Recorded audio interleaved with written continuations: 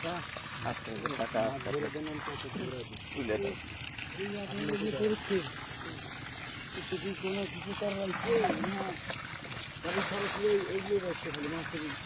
মাছেরই টাকা আমার ফলে তেমন একটা নাম দিয়ে যে পুঁটি মাছ ধরার বিশেষ করছে এই নাম দিয়ে ছাড়ে দিই সমস্যা তো চলে আসছে অনেকেরই সমস্যা বলো